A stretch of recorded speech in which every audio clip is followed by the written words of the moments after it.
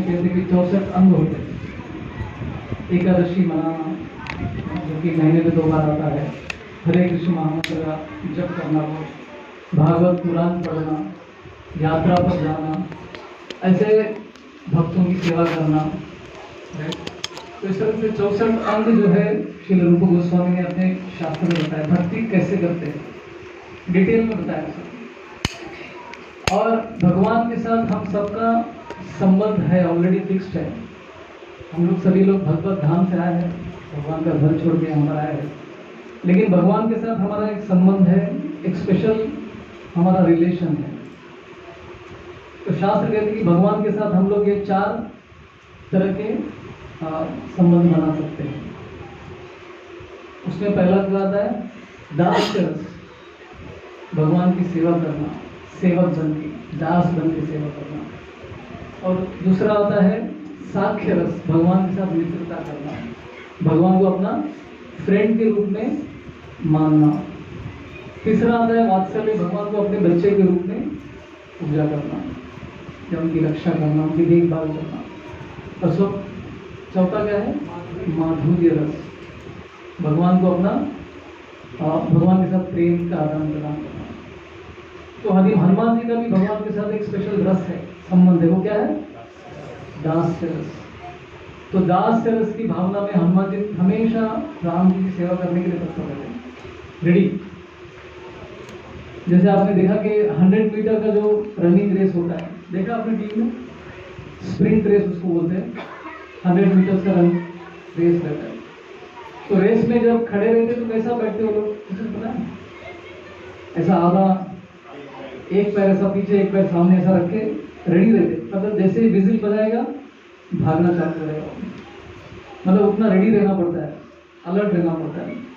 तो हनुमान जी भी हमेशा इसी पोजीशन में रहते हैं। कब राम जी बोलेंगे मुझे सेवा में, इमीडिएटली जंप करूंगा, भागता हो जाके वो सेवा करूंगा। तो ऐसी भावना है हनुमान जी की रामचंद्र जी के प्रति, दास्य के रूप में, दास्य की भावना में वो हमेशा सेवा करने के लिए तत्पर रहते हैं, राइट। तो शास्त्र कहते हैं कि अगर हमको भगवान के प्रति प्रेम की भावना उत्पन्न करना है तो भगवान के गुण लीलाओं के बारे में चर्चा करना चाहिए, लेकिन उससे भी इम्पोर्टेंट है भगवान के भक्तों के बारे में चर्चा करना। तो आज हमको अवसर मिला है कि भगवान के सर्वोत्तम भक्त हनुमान जी के बारे में डिस्कस करने का मौका मिला। तो एक लोक कथा आती है, लोक कथा मतलब जो गाँव में प्रचलित कथाएं होती है ना। तो एक बार नारद मुनि राम जी के पास गए मिलने के लिए। तो राम जी के पास एक डायरी रखा हुआ था। तो नारद मुनि ने डायरी खोल के देखा, उसमें बहुत सारे भक्तों के नाम लिखे थे। अर्जुन का नाम लिखा था, उद्धव का नाम लिखा था, गोपियों का नाम, ऐसे अलग अलग भक्तों के नाम लिखे गए थे। तो हनुमान जी का नाम नहीं था उसके अंदर, मिसिंग था। तो नारद मुनि ने राम जी से बोला, अरे इसमें हनुमान जी का नाम नहीं है। तो कि नहीं है, इसके अंदर नहीं है। तो राम जी अपने जेब से और एक छोटा सा डायरी निकालते हैं। तो नारद मुनि उस छोटे डायरी में देखते हैं कि उसके अंदर हनुमान जी का नाम है। तो नारद मुनि पूछेंगे, 2 डायरी में फर्क क्या है? एक बड़ा डायरी जिसमें बहुत सारे भक्तों के नाम है, छोटे डायरी में कुछ ही लोगों के नाम है जिसमें हनुमान जी का नाम है, दोनों में फर्क क्या है? तो राम जी कहते हैं कि ये बड़ा डायरी है, इसमें मेरे भक्त हैं जो हमेशा 24 घंटा मुझे याद करते हैं, कभी भूलते ही नहीं मुझे, ऐसे मेरे भक्त हैं। ये छोटे डायरी में जो नाम है वो कौन है, वो कैसे भक्त है आपके? तो राम जी कहते हैं कि ये मेरे ऐसे भक्त हैं जिनको मैं 24 घंटा याद करता हूँ, मैं कभी उनको भूलता नहीं। आपको इसका ये मतलब नहीं कि नारद मुनि नीचे वर्ग के भक्त, ऐसा नहीं है। एक लोक कथा है ये बताने के लिए कि देखो भगवान राम को हनुमान जी कितने प्रिय है। ये इम्पोर्टेंट प्रिंसिपल है जो याद रखना है, बाकी सब तो डिटेल्स हैं। तो ये हनुमान जी की जो हमको सुनने में मिलता है। आप में से कितने लोग हैं जो बचपन से आदत है हनुमान जी के मंदिर में जाने की? कृपा करके हाथ ऊपर करें। लेडीज थोड़ा डरते जाने के लिए, ब्रह्मचारी है ना लेकिन ऑलमोस्ट जेंट्स में तो सबको हनुमान जी बचपन से हीरो। मेरा बचपन में ऐसा रिकॉर्ड था कि एक दिन भी नहीं छूटता था हनुमान जी का मंदिर जाना। तो मेरे बगल के लोग बोलते थे, अरे एक दिन उनको छुट्टी दो, रोज जाके क्यों डिस्टर्ब करते हो, इस तरह से बोलते थे। तो इतना आदत हो गया था हनुमान जी के मंदिर में जाने का। तो हनुमान जी के मंदिर जाने की वजह से मैं आज भक्ति में आया हूँ। हम सबको दिशा दिखाने वाले यही है, बहुत सारे लोग। छोटा सा एक हनुमान जी का मंदिर था हमारे गांव में, और उस मंदिर के दीवार पे हरे कृष्ण महामंत्र लिखा हुआ। तो जब भी मैं हनुमान जी का राउंड लगाता था, वो हरे कृष्ण महामंत्र जप करते हुए राउंड लगाता था। तो शायद हनुमान जी ने फिर बड़े होने के बाद इस मंत्र के साथ जोड़ दिया है। तो ऐसा बहुत सारे लोगों के जीवन में स्टोरी रहेगा, हनुमान जी कैसे उनके जीवन में क्या क्या किए हैं। तो अभी हम लोग रामायण में चलते हैं, रामायण में कैसे हनुमान जी ने क्या क्या किया है। तो रामायण के हीरो कौन है, और महाभारत के अर्जुन है। तो हनुमान जी हीरो कैसे बने, इसके बारे में हम लोग चर्चा कर रहे हैं। तो सबसे पहले हनुमान जी का राम जी के साथ कैसे मीटिंग हुआ, फर्स्ट मीटिंग जो हुआ है। तो अब ये स्टोरी में नहीं जाऊंगा, रामायण की स्टोरी में कैसे रावण जो है सीता अपहरण करके लेके जाता है, किडनैप करके लेके आता है, और राम लक्ष्मण भटक रहे हैं इधर उधर। तो वो भटकते भटकते जो है एक ऋषि के आश्रम में आते हैं, दरबंद ऋषि के आश्रम में आते हैं। तो वहां पे वो आश्रम में बताते कि आप एक काम कीजिए, पंपा सरोवर करके एक छोटा सा ये है, एक लेक है, वहां पर जाइए और वहां पे शबरी के आश्रम के पास जाइए, और पास में ही एक पर्वत है, ऋष्यमुख पर्वत। वहां पे सुग्रीव नामक एक वानर रहता है, उसको आप सहायता मांगिए, उसके साथ मित्रता कीजिए, वो आपकी मदद करेगा। तो राम जी इस तरह से चलते चलते जो है पंपा सरोवर के पास आते, जहाँ पे शबरी का आश्रम था। तो शबरी का स्टोरी तो आपको पता ही है, कैसे वो कई वर्षों से जो है राम जी के लिए उनकी इंतजार कर रहे थे, उनके विरह में उनकी सेवा करते रहते थे। तो राम जी ने उनका उद्धार कर दिया। फिर बाद में वो जो है ऋषिमुख पर्वत के नीचे वहां तक पहुंच गए थे। तो वहां पहुंचने के बाद ऊपर से सुग्रीव, हनुमान, ये लोग सब देख रहे कि दो व्यक्ति, दो मानव जो है इस तरफ आ रहे हैं। तो सबसे पहले सुग्रीव के मन में डाउट आया कि ये जरूर वाली ने भेजा होगा, क्योंकि वाली के साथ सुग्रीव को झगड़ा था, बहुत मार खाता था बेचारा वाली का। तो शायद उसके ही कोई गुप्तचर रहेंगे, हमको फंसाने के लिए यहाँ पे आए। क्योंकि वाली को एक श्राप था, वाली ऋषिमुख पर्वत पर आ नहीं सकता था, क्योंकि उसको एक ऋषि ने श्राप दिया था कि अगर आप यहाँ पे आएंगे तो आप मर जाएंगे। उन्होंने कुछ एक प्रॉब्लम क्रिएट किया था उनके लिए। तो उसलिए सुग्रीव ने उस पर्वत का आश्रय लिया था। तो वहां पे वाली कभी आ ही नहीं सकता। शायद वाली यहाँ पे नहीं आ पा रहा है, इसलिए उसने अपने गुप्तचरों को यहाँ पर भेजा हमारी खबर देने के लिए।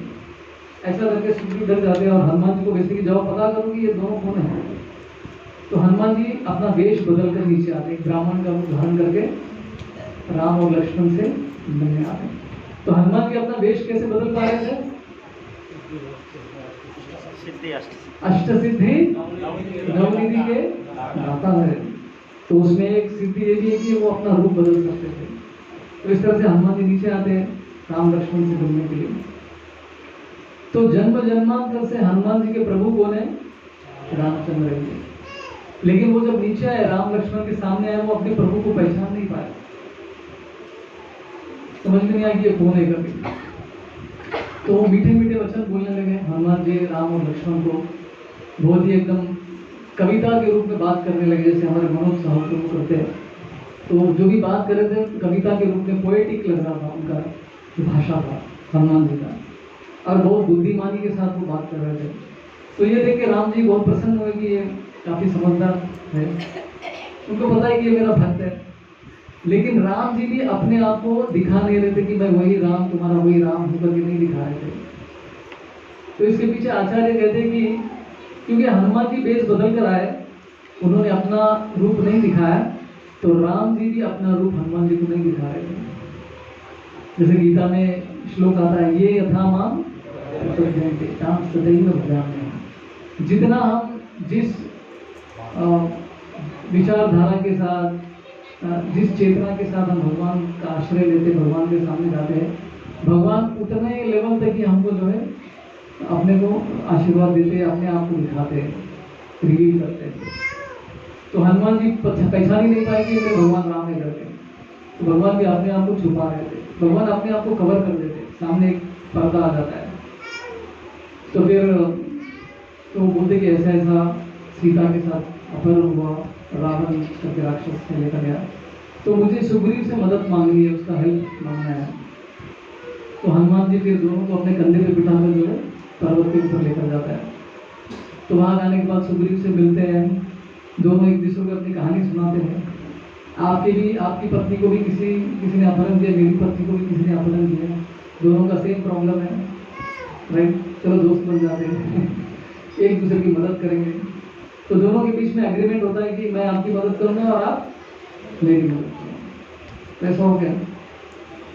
तो फिर बाद में ये सब स्टोरी आपको पता है, कैसे वाली के साथ सुग्रीव लड़ने जाता है, राइट? और कैसे वाली को भगवान मार देते हैं। तो उसके बाद राज्य वापस सुग्रीव को मिल जाता है, उसकी पत्नी भी उसको वापस मिल जाती है, जिसका नाम रोमा था। सुग्रीव की पत्नी का नाम रोमा, जिसे वाली ने किडनैप कर दिया था। तो वो जाने के बाद अगला राजा सुग्रीव को बनाते हैं, और जो वाली का बेटा था उसका नाम क्या था पता है? अंगद। तो अंगद जो है कमांडर इन चीफ, क्या बोलते हैं हिंदी में? सेनापति। तो सेनापति अंगद थे इनके राज्य के।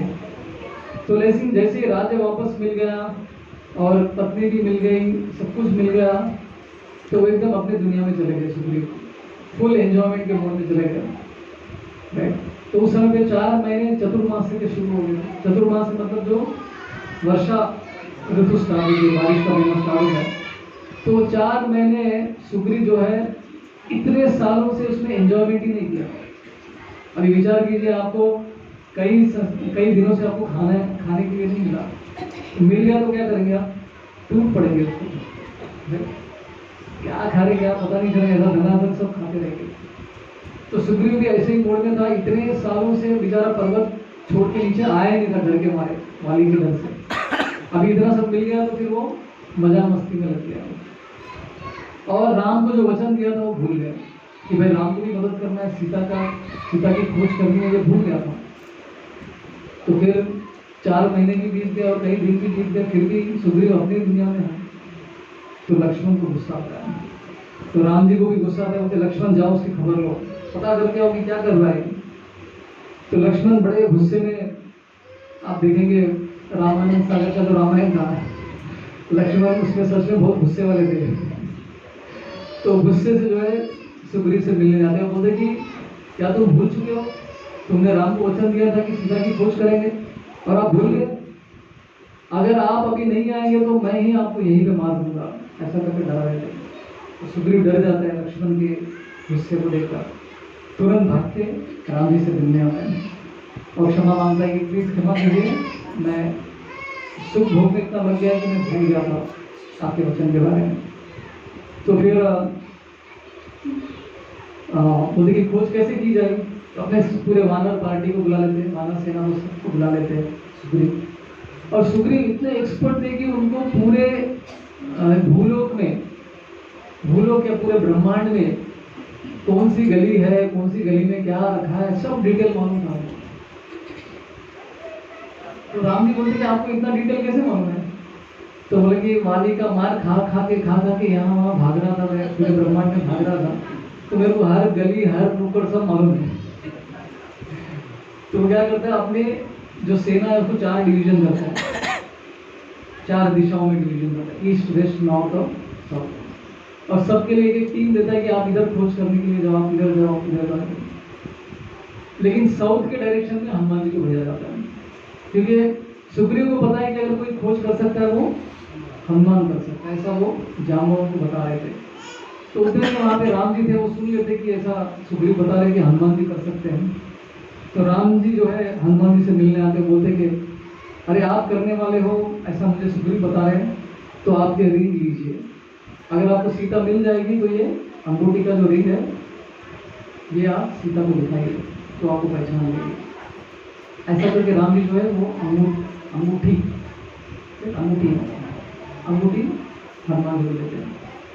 तो 4 डिवीजन में, 4 दिशाओं में 4 अलग अलग ग्रुप जो है निकल जाते हैं तो 1 हफ्ता हो गया, 2 हफ्ता हो गया, कोई नहीं है, अब तक वापस 3 हफ्ते हो गए, अभी तो कोई वापस नहीं आया। तो 3 हफ्ते के बाद 3 ग्रुप वापस आ जाता है। नॉर्थ वाला वापस आता है, ईस्ट वेस्ट तीनों वापस आ जाते हैं और बोलते कि हमने सब कुछ छान मार लिया, हर घर में देखा है, हर महल में देखा है, हर गुफा में देखा है, हर जगह पे देखी है, लेकिन हमको कहीं सीता का पता नहीं चला। ऐसा करके वो वापस आते हैं। तो हनुमान जी के ग्रुप में कौन कौन थे? उनका लीडर था अंगद, जो ग्रुप को लीड कर रहे थे। तो अंगद, हनुमान जी, जाम्बवन, ये सब लोग एक ग्रुप में दक्षिण की ओर वो लोग निकल पड़े। तो वो लोग अभी तक आए नहीं, सब लोग चिंता में लगे रहे कि अभी तक क्यों नहीं आए, सीता की खबर नहीं मिली है क्या अब तक। 3 हफ्ते, 1 महीना हो चुका, लेकिन फिर भी कुछ खबर नहीं मिला। तो 1 महीने के बाद क्या हुआ, अभी उस तरफ क्या चल रहा है वो देखते हैं। अंगद, जाम्बवन, हनुमान जी सब लोग घूम रहे थे। तो घूमते घूमते इतने थक गए थे, बहुत दिनों से खाया नहीं था, 2 दिनों से पानी भी नहीं पिया था, कुछ भी नहीं मिला था, तो अधमरे हो गए थे भूख के मारे। तो उतने में वो उनके सामने गुफा आ रही थी। तो सोच रहे कि चलो गुफा में जाके देखते कुछ मिल जाए।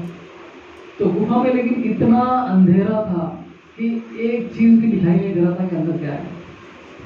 तो सब लोग क्या करते, एक सबसे पहले वानर सामने जाता है, दूसरा वानर उसका धूप पकड़ के वो पीछे पीछे जाता है, तीसरा वानर दूसरे वानर का धूप पकड़ के वो अंदर जाता है, क्योंकि अंदर क्या है पता नहीं चल रहा है सबको, डर के मारे धीरे धीरे एक दूसरे का धूप पकड़ के जा रहे थे।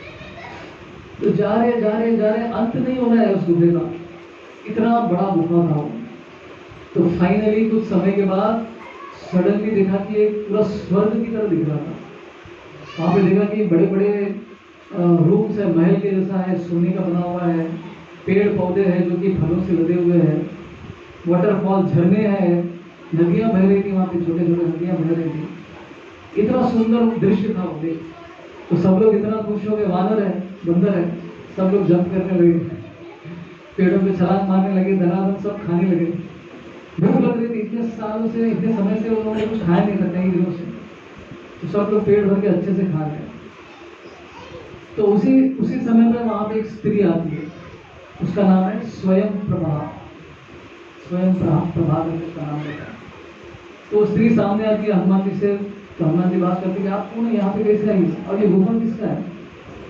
तो वो स्त्री बोलती कि ये गुफा का निर्माण माया दानव करके राक्षस है, उसने बनाया था।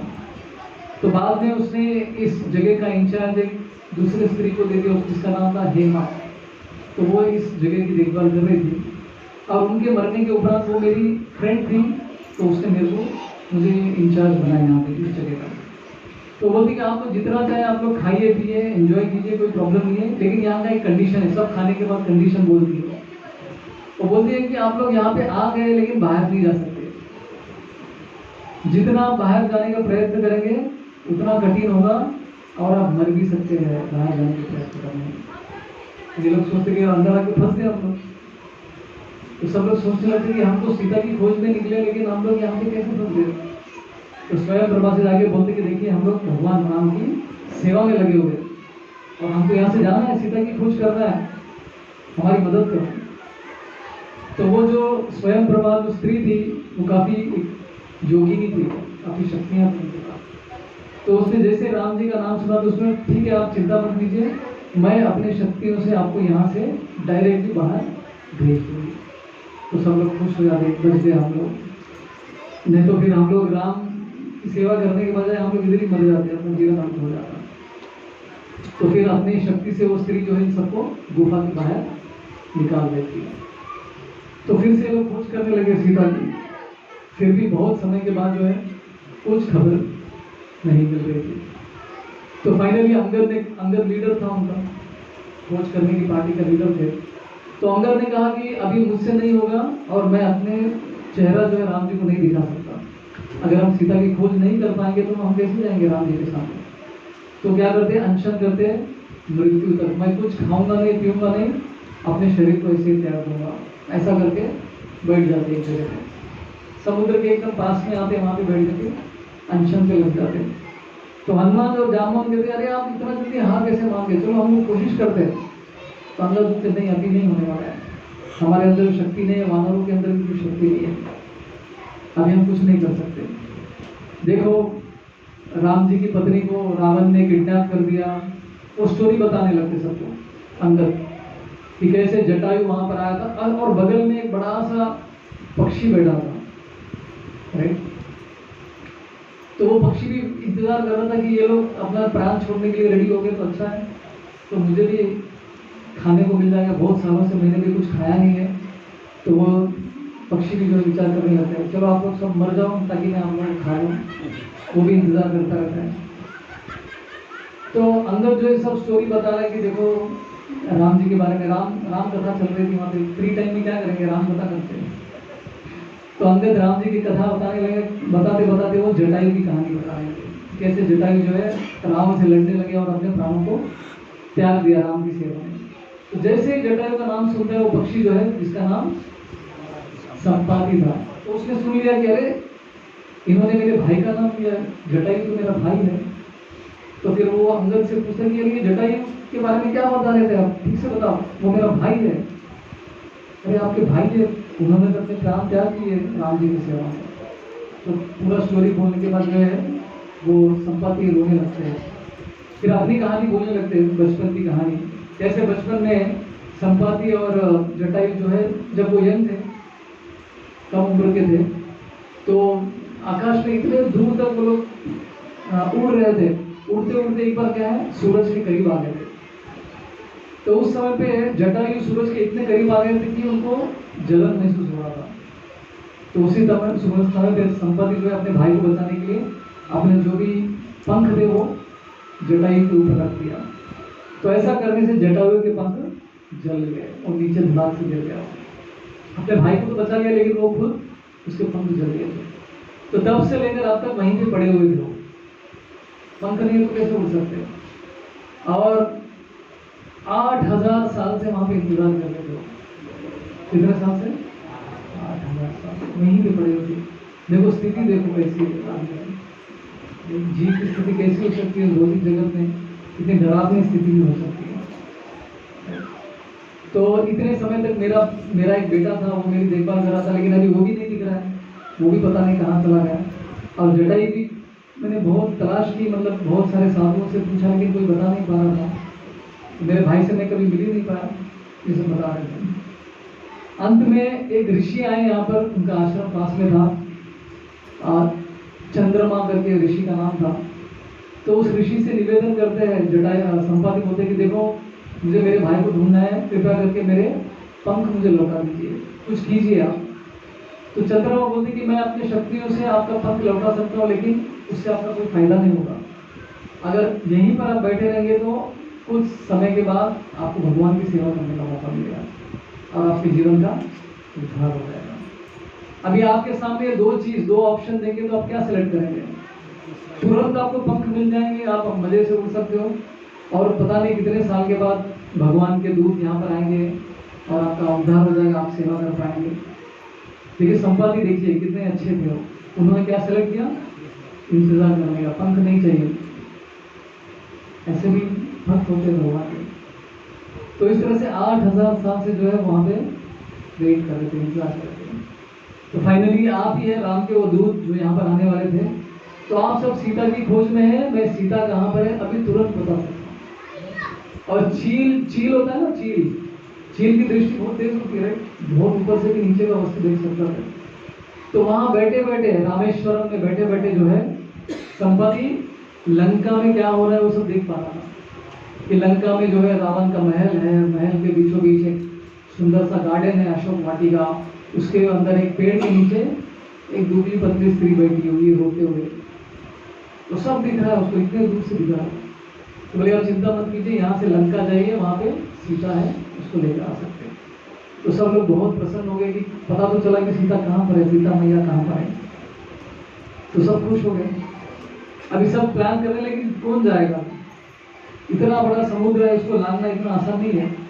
तो सब लोग विचार करने लगे कि कौन जाएगा, कौन इतनी दूर छलांग लगाएगा।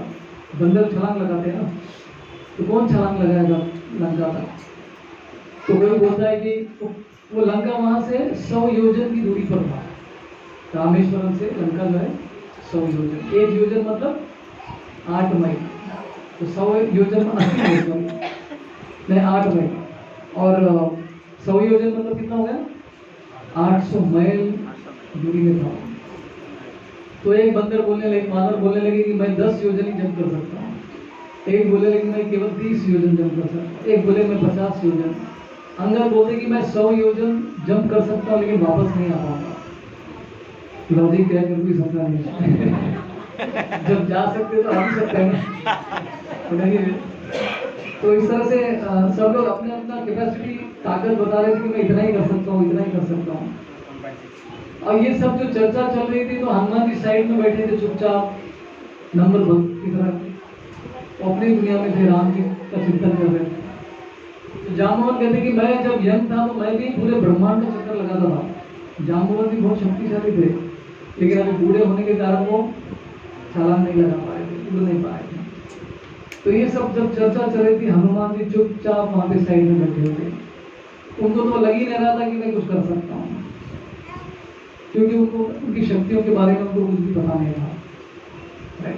तो उसी समय पे जामवंत हनुमान की तरफ देखते हुए बोलते कि हनुमान जी तुम कर सकते हो। तो हनुमान जी तो मैं कैसे कर सकता हूँ। तो फिर हनुमान जी को जो है जामवंत याद दिलाते हैं उनके बचपन के दिन कि आपके अंदर कितनी शक्ति है, लेकिन आप अपनी शक्तियों को भूल गए हो एक ऋषि के शाप की वजह से। तो जामवंत को पूरा स्टोरी बताते बचपन में आप क्या क्या हुआ। और यहाँ पे थोड़ा सा डिस्कस करेंगे कि हनुमान जी का जन्म कैसे हुआ, ये स्टोरी की जो है जामवंत वहाँ पे बताते। तो 2-3 अलग अलग कहानियां हैं कैसे हनुमान जी का जन्म हुआ। एक स्टोरी में आता है कि जैसे शिव जी मोहिनी भगवान का जो अवतार है उसको देखने की इच्छा प्रकट किया था उन्होंने। तो मोहिनी मूर्ति को जब देखते हैं शिव जी तो उनसे इतने प्रभावित होते हैं कि उनके पीछे पीछे भागने लगते हैं, मुझे आप चाहिए करके। मोहिनी मूर्ति भाग रही है और पीछे शिव जी भाग रहे हैं। और मोहिनी मूर्ति जानबूझकर शिव भक्तों के आश्रम से भाग रही थी ताकि सबको पता चले कि देखो शिव जी कैसे एक लड़की के पीछे भाग रहे हैं। शिव जी तो धीर पुरुष है ना, लेकिन वो जानबूझकर ऐसे आश्रमों से भाग रहे थे जहाँ पे शिव भक्त बैठे थे। तो वहीं से भाग रहे थे, पीछे शिव जी भाग रहे थे। और शिव जी के भक्त लोग देखे भाई ये हमारे बॉस को क्या हो गया है ये तो धीर पुरुष ऐसा क्यों पीछे पीछे भाग रहे। मन में बोला नहीं, मन में विचार चल रहे हैं। तो इस तरह से शिव जी पीछे पीछे भाग रहे थे। उसी समय पे उनके शरीर से एक शक्ति निकला और उस शक्ति को वायुदेव ने, ऋषि मुनि ने सब एक मटके में डाल दिया। और उस शक्ति को वायुदेव जो है वहां से लेकर जाके अंजना में क्या नाम है, अंजना देवी, तो उनके गर्भ में वो शक्ति को डाल देते और वहां पे उनका उसी तरह से हनुमान जी का जन्म हो गया। तो उसलिए कहते हैं कि हनुमान जी के 3 पिता है, शिव जी, वायु और केसरी नंदन भी बोलते हैं, राइट, और वायु पुत्र भी कहते हैं। और शिव जी के 11वां रुद्र अवतार भी कहते हैं हनुमान। तो इस तरह से उनके 3 पिता थे। उनके जन्म का एक कहानी आता। और एक कहानी आती है कि जब दशरथ महाराज यज्ञ कर रहे थे, राइट, ऋष्यशृंग ऋषि को बुला कर, क्योंकि दशरथ महाराज को कोई पुत्र नहीं थे, तो एक ऋषि को बुलाया गया कि जिनके प्रभाव से जो है उनके पुत्र हो सकते थे। तो वो लोग यज्ञ कर रहे थे। यज्ञ कुंड से जो है खीर निकलता है, पायसम निकलता है, साउथ में बोलते हैं पायसम। तो वो खीर निकलता है, तो वो खीर पत्नियों को देने से उनको पुत्र हो सकता है। तो वो खीर के 2 भाग किए गए। एक भाग, आधा भाग जो है कौशल्या को दिया गया था, और जो बचा आधा था उसके 2 आधा किया था, 2 भाग किए थे। एक भाग जो है सुमित्रा को दिया, दूसरा भाग कैकेयी को दिया था। तो उसी समय पे अचानक से कहीं से एक पक्षी आ गया और कैकेयी के हाथ में जो भाग था उसको लेकर भाग गया। उस पायसम को लेकर वहां से वो पक्षी जो है उड़ जाता है। तो उड़ते उड़ते वो वायु जी के हाथ में पड़ता है वो पायसम। फिर वो पायसम वायु जी के हाथ में वो अंजना माता को वो खिलाते हैं। तो उस तरह से उनका सेम पायसम से जो है हनुमान जी का भी जन्म हुआ, जिससे राम, लक्ष्मण, भरत और शत्रुघ्न का जन्म हुआ। तो ये अलग अलग कहानियां क्यों होती है शास्त्र में, तो ये कहानी, कोई वो कहानी। तो इसमें यह है कि अलग अलग कल्प में भगवान रामचंद्र यहाँ पे आते हैं अपने लीलाओं को दर्शाने के लिए। तो उस तरह से हनुमान जी भी जो है अलग अलग कल्प में अलग अलग रूप से उनका जन्म भी होता है। तो इस तरह से फिर बाद में हनुमान जी का जन्म हुआ। छोटे से हनुमान जी इतनी शक्तियां थी उनके अंदर कि वो अभी बंदर वैसे बालक नटखट रहते हैं और बंदर तो और ज्यादा नटखट होते हैं, राइट। तो ऋषि मुनि अपनी तपस्या कर रहे तो पीछे से उनका धोती खींचना, उनके ऊपर पानी डालना, ये सब नटखट काम करने लगते थे। एक बार वो आसमान में देखने लगे, आसमान में उनको सूरज दिखा, सूर्यदेव दिखे। तो हनुमान जी को लगा कि यार ये कोई फ्रूट लग रहा है, कोई फल दिख रहा है। तो छलांग मारे आसमान की तरफ, सूर्यदेव को पकड़ के खाने के लिए। तो तेजी से जो है सूर्य की ओर दौड़ने लगे। तो उसी समय पे रास्ते में देखा, उस दिन सूर्य ग्रहण का समय चल रहा था। तो राहु भी वहां पर पहुंच गए सूर्य को खाने के लिए, राइट। सूर्य ग्रहण के दिन राहु भी जो है सूर्य और चंद्रमा को खा लेते, तो सूर्य को खाने के लिए वहां पर आ गए थे वो। तो हनुमान जी जो छलांग लगाए थे सूर्य की तरफ जाने के लिए, तो उन्होंने देखा कि साइड से राहु भी आ रहा है। तो उन्होंने कहा ये फल तो अच्छा लग रहा है, तो उन्होंने अपना डायरेक्शन चेंज कर दिया। तो राहु की तरफ भागने लगे, राहु को पकड़ने के लिए।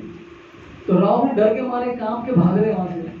तो हनुमान जी छोटे से बालक है, लेकिन देखो बड़े बड़े ग्रह भी उनसे डरने लगे थे।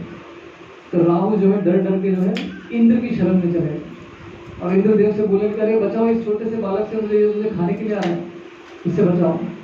तो उसी समय पे इंद्र जो है अपना वज्र वज्र हनुमान की ओर छोड़ते हैं और वो जाके यहाँ पे उनके टूटी पे लग जाता है। तो यहाँ पे निशान लगती है और तुरंत से वो नीचे गिर के बेहोश हो जाते हैं हनुमान जी। तो हनुमान जी बेहोश हो गए और ये सब लीला जो है वायुदेव देख रहे थे अपने पुत्र की लीला है। तो जैसे देखा कि अरे मेरा पुत्र नीचे गिर गया, तो वो भी नीचे आए अपने बच्चे को बचाने के लिए, और देखा कि ये तो मूर्छित हो गया। तो वायुदेव को इतना गुस्सा आता है, तो उन्होंने क्या किया, ब्रह्मांड का जितना भी वायु है, हवा है, सब उन्होंने अंदर खींच लिया और ब्रह्मांड में इतना भी ऑक्सीजन नहीं गया, 0 ऑक्सीजन। सब लोग पूरे ब्रह्मांड में सबको श्वास लेने के लिए तकलीफ हो रहा था, राइट।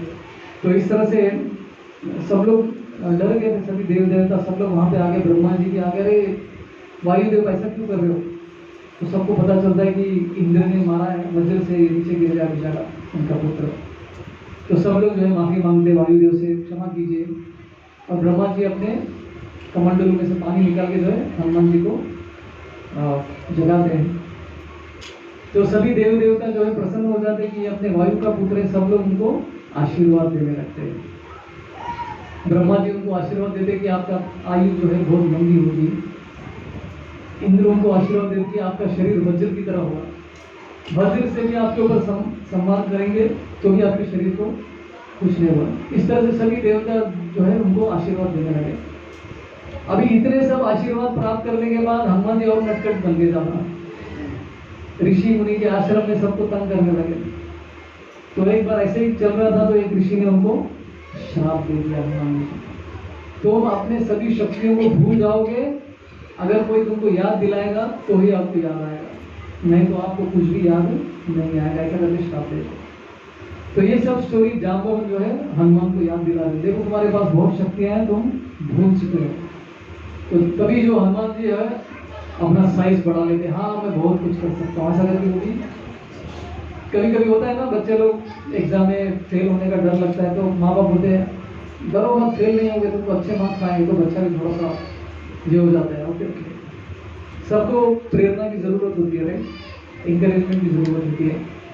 तो इस तरह से हनुमान जी का साइज बढ़ता जा रहा था, इतने बड़े हो गए वो, और वो बोलने लगे कि हाँ मैं इस समुद्र को पार कर सकता हूँ।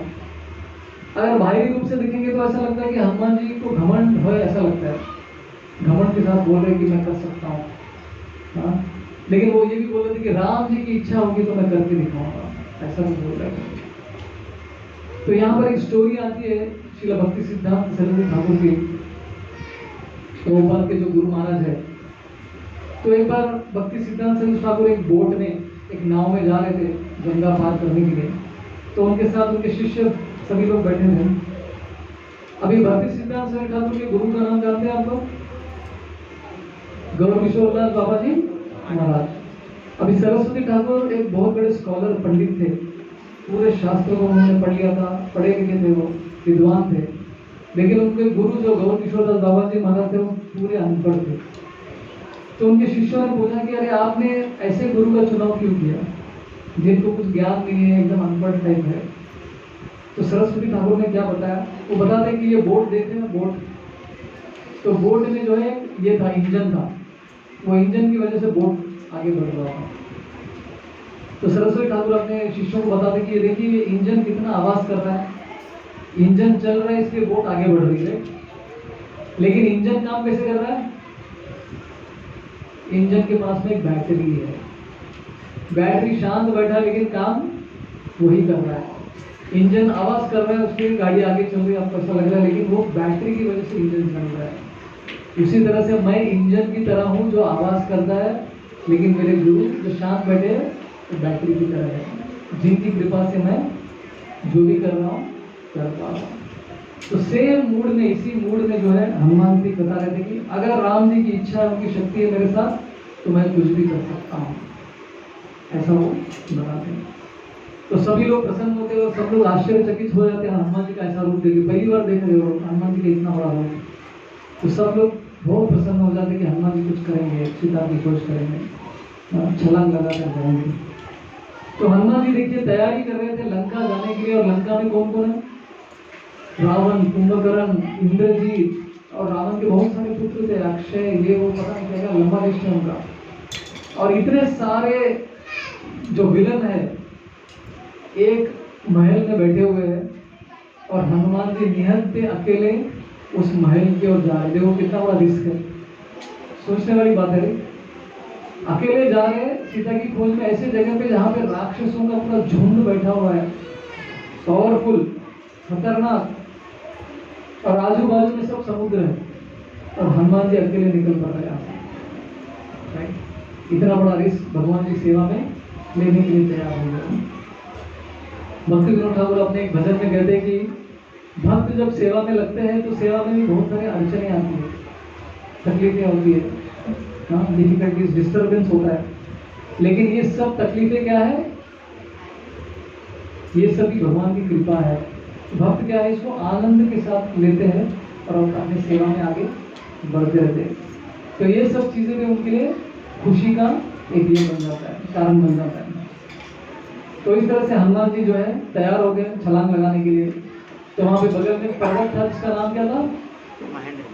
महेंद्र पर्वत। महेंद्र पर्वत पे जो है हनुमान जी खड़े हो गए और प्रेशर डाल के जो है जंप करने के लिए तैयार हो गए। तो जैसे हनुमान जी ने प्रेशर डाला उस पर्वत के ऊपर, पर्वत में जितने भी पेड़ थे सब उखड़ के बाहर आ गए, और जितने भी जानवर थे सब लोग उड़ के बाहर आने लगे। इतना बड़ा साइज था हनुमान जी का, प्रेशर डालने की वजह से सब बाहर अपने अपने बिल में से सब चीजें निकलने लगी, राइट। और हनुमान जी जो है छलांग मारने के लिए निकल पड़े। तो ऊपर देवी देवता भी देखने लगे कि देखो हनुमान जी कितने बड़े कार्य के लिए निकल पड़े हैं, हाँ इनकी मदद करनी चाहिए हमको, ऐसा सभी देवी देवता जो है वो सोचने लगे। तो हनुमान जी ने आधा रास्ता तय कर लिया था। आधा रास्ता मतलब कितने माइल? 400 माइल। आप सब लोग जगे हुए इन्हें देखने के लिए। तो टोटल 800 माइल था, तो 400 माइल उन्होंने क्रॉस कर दिया था।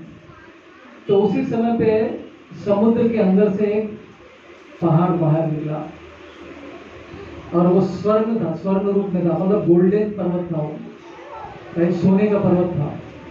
और वो बाहर निकल के हनुमान जी के सामने आ गया वो, और उस पर्वत का नाम था मैनाक, मैनाक पर्वत। तो पर्वत आके हनुमान जी से निवेदन करता है कि आप थक गए होंगे, 400 माइल आपने तय किया है, आप मेरे पहाड़ के ऊपर रेस्ट लीजिए, रेस्ट लेके फिर बाद में आकर आगे का सफर कीजिए, ऐसा वो निवेदन करते हैं। तो हनुमान जी बोलते कि मेरे पास टाइम नहीं है, मुझे बहुत बड़े कार्य में जाना है, मदर सीता को फाइंड आउट करना है, यहाँ पे मैं रेस्ट लेकर आऊंगा, वहां पे राम जी रो रहे हैं, उनको छोड़कर मैं आया हूँ, और सीता जी कष्ट में है, ऐसे समय पे मैं आराम नहीं कर सकता।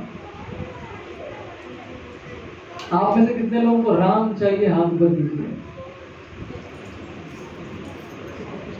बड़ा आसानी से हाथ ऊपर कर दिया। राम चाहिए तो आराम को त्यागना पड़ेगा, ठीक है ना? अगर आराम चाहिए तो राम नहीं मिलेगा, यही फिलोसफी। तो यहीं पे हनुमान जी हम सबको बताना चाह रहे कि आराम को त्यागना है और आगे बढ़ना है उस सेवा में, राइट। तो पढ़ाई करते वक्त भी हमको बहुत सारे हमारे सामने बहुत सारी चीजें आती है, राइट। स्टूडेंट्स को ये सामने आती है कि पढ़ाई करते वक्त कुछ उनका कार्टून फिल्म चल रहा है, तो बच्चे क्रिकेट खेलने के लिए आ गए कुछ लोग, तो ये सब चीज़ें हमारे सामने आती है अड़चन के रूप में, हमारी सफलता के रास्ते में आ जाती है। तो हनुमान जी इतने दृढ़ता के साथ अपने सेवा के लिए आगे निकले कि वो आराम करने के बारे में भी नहीं सोच रहे।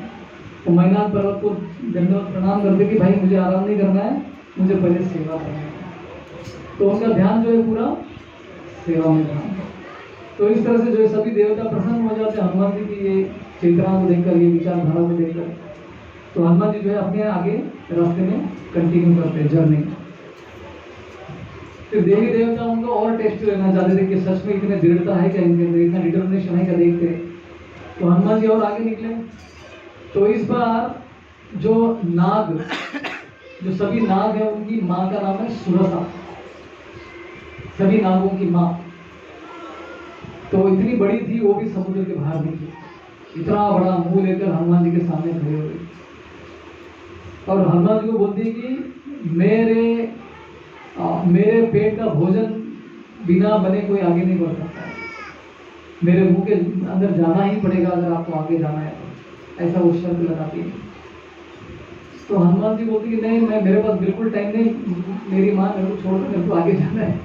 निवेदन करते नहीं, मुझे ब्रह्मा जी ने वर दिया है कि मेरे आगे कोई जा ही नहीं सकता, इस वर को पूरा किए बगैर। तो हनुमान जी छोटे से थे, उनका मुंह तो इतना बड़ा था, 10 माइल उनका मुंह था सुरसा का।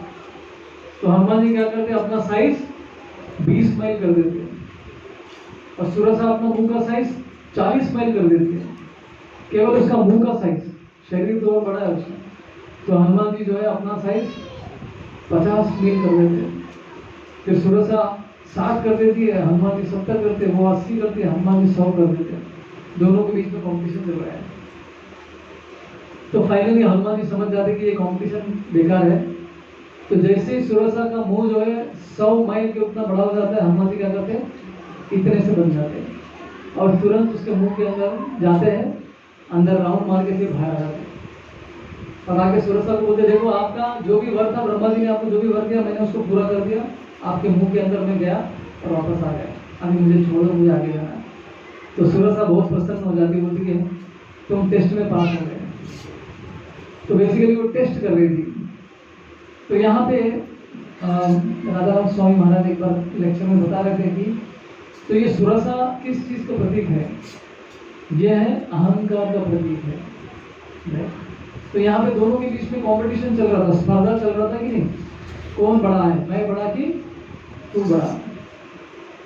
तो ये अपना साइज बड़ा करके, हनुमान जी अपना साइज बड़ा करते, वो साइज बड़ा करके, हनुमान जी फिर से अपना साइज बड़ा करते हैं। तो इस तरह से दोनों के बीच में अहंकार का टकराव चल रहा है, समझ रहा है। तो अहंकार को जीतना है तो एक ही उपाय है, वो क्या है, नम्र बनना। जब हम नम्र बन के भगवान की सेवा करते हैं तो भगवान हमको शक्तियां देते हैं, माया के प्रभाव से हमको बचाते हैं, राइट। माया से बचने का एक ही उपाय है, भगवान की शरण लेना नम्र भाव में, जो कि हनुमान जी ने एग्जैक्टली नहीं किया। सडनली उन्होंने क्या किया, अपना साइज इतना कम कर दिया और अंदर जाके के बाहर आ गए। तो जो नम्र होता है वो बुद्धिमान भी होता है, राइट। तो इस तरह से हनुमान जी ने अहंकार को कैसे तोड़ा, नम्रता से, राइट। दैवी येषु गुणमयी मम माया दुरत्य मामेव ये प्रपद्यन्ते माया में काम करती है। तो अपने जीवन में अभी हनुमान जी तो एक क्या बोलते हैं, एक समुद्र को पार करने का प्रयत्न कर रहे हैं, राइट। जो स्विमिंग कंपटीशन होता है ना, स्विमिंग कंपटीशन में लोग स्विमिंग पूल में स्विमिंग कंपटीशन करते हैं और ज़्यादा से ज़्यादा वो इंग्लिश चैनल पे होता है ना, पेरिस और लंदन के बीच में जो नदी है उसको तो इंग्लिश चैनल कहते हैं उसको। तो वहाँ पे कंपटीशन होता है, कौन पार करेगा पहला करेगा।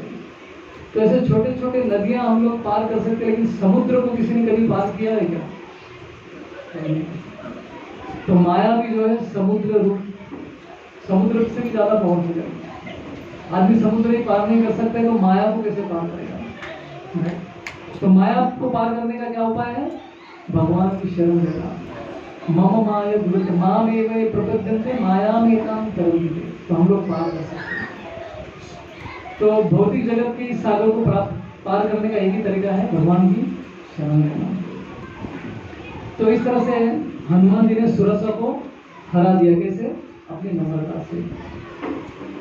विनादपि शुनिचेना तरोरपि सहिष्णुना अमानिना मानदेना कीर्तनीय। तो भक्त लोग जो है लड़ाई झगड़ा में इंटरेस्ट नहीं होते, लड़ाई झगड़ा में ज्यादा इंटरेस्ट नहीं करते हो, वो अपने काम से मतलब रखते हैं। तो हनुमान जी ने एग्जैक्टली वही किया और सुरसा को हराकर आगे निकल गए। तो अभी आगे जाने के बाद और एक राक्षसी, देखो कितने सारे उनके बीच में रुकावटें आने लगी, एक के बाद एक, एक के बाद एक के बाद। तो उसी तरह से जब भक्ति में आते हैं कि हमारे सामने बहुत सारे रुकावट आती है। घर में कोई आप में से बहुत सारे लोग घर से आए हैं, सभी घर वाले नहीं आए होंगे, आप अकेले आए होंगे। तो पत्नी आएंगे तो पत्नी रोका, अरे कहाँ जा रही हो? बच्चे बोले माँ आप कहाँ जा रही हो? बोला ऐसा सत्संग प्रोग्राम है। क्या सत्संग लगे घर है, चलो हम घूमने चलते हैं। तो ये सब रुकावटें हम सबके जीवन में आया हुआ है। पति पत्नी को रोकता है, पत्नी पति को रोकता है, बच्चे माँ को रोकते हैं, माँ बच्चे को रोकती है। तो इस तरह से बहुत सारे रुकावटें हमारे जीवन में आती है। लेकिन हनुमान जी के लाइफ से आपको क्या मिलता है कि दृढ़ता नहीं छोड़ दिया है। सुनिचेना, जब तक हम नम्रता की भावना नहीं लाएंगे तब तक भगवान का नाम जप नहीं कर पाएंगे। तो हनुमान जी निरंतर राम जी का नाम ले रहे थे, जय श्री राम जय श्री राम जय श्री राम करके आगे बढ़ रहे थे। राइट? आपने बहुत सारे लोग बंगाल से भी, राइट, बंगाल में जय श्री राम बोले तो जेल के अंदर डाल देते हैं। तो यहाँ पे बिंदास ले सकते हैं, हम लोग कोई प्रॉब्लम नहीं है। तो इस तरह से और एक लास्ट जो एक राक्षसी हनुमान जी के सामने आई, उसका नाम क्या था? सिंहिका। तो सिंहिका बहुत डेंजर थी, वो दिखने में भी इतनी क्रूर दिख रही थी। तो वो क्या कर रही थी? उसके पास एक शक्ति था, लोगों के जो परछाई, लोगों के परछाई को पकड़ के रोकती थी लोगों को आगे बढ़ने से। तो हनुमान जी सडनली जाते जाते रुक गए, आगे बढ़ ही नहीं पा रहे थे। तो देखते ऐसा क्यों हो रहा है? तो इस राक्षसी ने क्या किया? हनुमान जी के परछाई को अपने वश में कर लिया, पकड़ लिया था। तो इससे हनुमान जी जो है सामने नहीं जा पा रहे थे। तो ये सिंहिका जो है ये किस चीज का प्रतीक करती है? दूसरों में गलतियां ढूंढने का, फॉल्ट फाइंडिंग टेंडेंसी। समो हम भौतिक जगत में आने के बाद सबसे पहला गुण हमारा यही है कि दूसरों के अंदर हम लोग कमियां ढूंढते हैं। कितना आसान काम है ना, दूसरों के अंदर कमियां ढूंढना सबसे इजी है। दूसरों के अंदर अच्छा ही देखना सबसे कठिन कार्य हो गया आज के जमाने में। राइट? तो सिंहिका जो है वो ऐसे ही है, फॉल्ट फाइंडिंग देख रही थी, दूसरों के अंदर कमियां ढूंढना उसको अच्छा लगता है। तो हनुमान जी को उसने रोक लिया और बोलने लगे कि मैं तुमको खा जाऊंगी। तो हनुमान जी बोला ट्राई करो खा से। तो हनुमान जी जो है उसके मुंह में चले जाते, जैसे उन्होंने सुरसा के साथ किया था। अंदर गए, अंदर जाने के बाद उसके हृदय के एरिया में गए और उसके हृदय को स्मैश कर दिया, डिस्ट्रॉय कर दिया। उसके हृदय हार्ट को डिस्ट्रॉय कर दिया, मतलब खत्म ना। और उसके किडनीज को फेल कर दिया, लंग्स को फेल कर दिया, सब फेल करके बाहर निकले। तो बर्स्ट हो गए वो, और वहीं पे उसका अंत हो गया था। तो दूसरों के अंदर कमियां ढूंढने का जो आदत है उसको नष्ट करना बहुत जरूरी है। भक्ति में प्रगति करना है, आगे बढ़ना है, तो इसको निकालना बहुत ही आवश्यक है। चैतन्य महाप्रभु कहते हैं, आप लोगों ने कितने लोगों को राम चाहिए तो सबने हाथ ऊपर कर दिया था। राइट? तो चैतन्य महाप्रभु कहते हैं कि आप सब भगवत धाम आ सकते हैं, लेकिन केवल आपको दो चीज करनी है। क्या दो चीज? 16 माला रोज करना है, जब बिना कोई अपराध के, और दूसरा है किसी की निंदा नहीं करनी है। ये दो चीज बताया हमें। तो 16 माला तो हो रहा है, लेकिन निंदा करना तो रुक नहीं रहा अपना। लेकिन सिंहिका को मारना बहुत जरूरी है भक्ति में प्रगति करना है। सिंहिका मतलब दूसरों में गलतियां ढूंढना, दूसरों की निंदा करना। ये गुणों से जब तक हम मुक्त नहीं होंगे तब तक हम भक्ति में प्रगति नहीं कर पाएंगे। तो इस तरह से सिंहिका को हनुमान जी मारकर वो आगे निकल जाते हैं। आगे जाने के बाद फाइनली वो लंका पहुंच जाते हैं। इस समय क्या हुआ, तो लंका पहुंच गए। अभी लंका पहुंचने के बाद उन्होंने अपना रूप जो है छोटा कर दिया। छोटा एक बिल्ली रहता, बिल्ली का साइज, छोटे बिल्ली का साइज, उतना अपना साइज बना लिया। तो घूम रहे हो लंका में ताकि कोई देख ना पाए। तो जैसे वो सामने आए तो एक बड़ी स्त्री खड़ी है और देखा है तो इतनी बड़ी राक्षसी है, उसका नाम क्या था, लंकिनी। तो सामने आ गई और उसने देखा कि अरे ये सामने छोटा सा वानर कहाँ घुसने का प्रयत्न कर रहा है, लंका में घुसने का प्रयत्न कर रहा है। तो लंका की गेट कीपर थी वो, उसकी मर्जी के बगैर कोई लंका के अंदर नहीं जा सकते थे, इतना पावरफुल थी वो। तो हनुमान जी को छेड़ने लगी वो। हनुमान जी बेचारे छोटा सा रूप लेकर खड़े हुए। तो हनुमान जी ने क्या किया, एक पंच मारा उसको, मुझे छलांग मार के एक पंच मार दिया। तो धड़ाम से वहां पे गिर गई वो। और जैसे गिर गई उसको कुछ तो याद आ गया। उसे बोला कि हाँ, मुझे ब्रह्मा जी ने वर दिया था कि एक दिन एक बंदर आएगा, एक वानर आएगा, मुझे मारेगा और वो लंका के नाश का कारण बनेगा।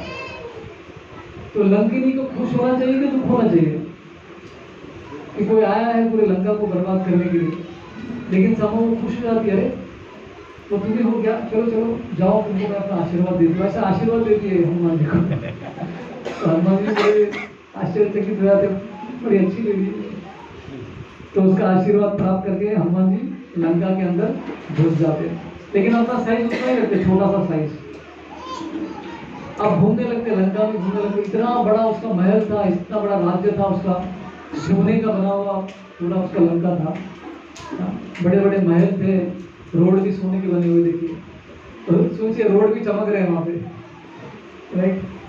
तो इतना भव्य, इतना ऐश्वर्य था लंका में, देख के हनुमान जी आश्चर्यचकित हो गए। लेकिन लंका में जो भी था वो सब क्या था, सब लूटा हुआ माल था, सब चोरी का माल। लंदन में एक बहुत बड़ा म्यूजियम है और लंदन के उस म्यूजियम में भी सब दुनिया भर से चोरी किया हुआ माल है। अपना कोहिनूर डायमंड भी वहीं पर, भारत का जो कोहिनूर डायमंड है, जब इंडिया से ब्रिटिशर्स जा रहे थे हमको आज़ादी देने से थोड़ा पहले, उन्होंने क्या किया, ट्रेन भर भर के, ऐसा नहीं कि एक संदूक भर के, ट्रेन भर भर के यहाँ से सोना चांदी जवेरा जो है लूट कर ब्रिटिश लंदन ले गए। इतना धन था इंडिया में, सब लूट कर चले गए। तो उसी तरह से लंका में भी सब लूटा हुआ ही माल था। एक्चुअली लंका किसका था, कुबेर का था। कुबेर जो है रावण के भाई थे, कजिन ब्रदर थे वो। तो उनसे उन्होंने छीन लिया था, पुष्पक विमान भी छीन लिया था। और लंका, रावण की बहुत सारी पत्नियां भी थी, रानियां थी, और ये लोग भी सब क्या थे, किडनैप किए हुए स्त्री थे। ऋषि मुनियों की पुत्रियां थे, ब्राह्मण की पुत्रियां, राजाओं की पुत्रियां, सबको किडनैप करके लेकर आया था। सब लोग शुरू में तो मना कर दिया, बाद में देखा कि ये तो बहुत पावरफुल है, सब उसकी सेवा में लगे, सब उसकी बात मानने लगे, पत्नियां बन गई थी सब। तो लंका में हनुमान जी घूम रहे थे सीता की खोज में। अभी सीता की खोज कहाँ पे करेंगे, जहाँ पे स्त्रियां, वहां पे करना पड़ेगा ना खोज। तो सब रावण की जितनी भी पत्नियां थी उनके महलों में झांक झांक के देख रहे हैं हनुमान जी। तो हनुमान जी सोचने लगी, मैं क्या कर रहा हूँ, मैं ब्रह्मचारी हूँ और ये स्त्रियों के चांबर में मैं कहाँ ढूंढ रहा हूँ, लेकिन क्या करें, सेवा ही ऐसी है, करना पड़ेगा। तो राम जी का नाम लेके जो सेवा कर रहे थे। तो देख रहे थे कि रावण की जो पत्नियां थी, इतनी पत्नियां थी, बहुत सुंदर थे सब। फिर फाइनली वो मंडोदरी के राज्य में आते, महल में आते। तो मंडोदरी एकदम सुंदर पत्नी थी और बगल में राम सोया हुआ था।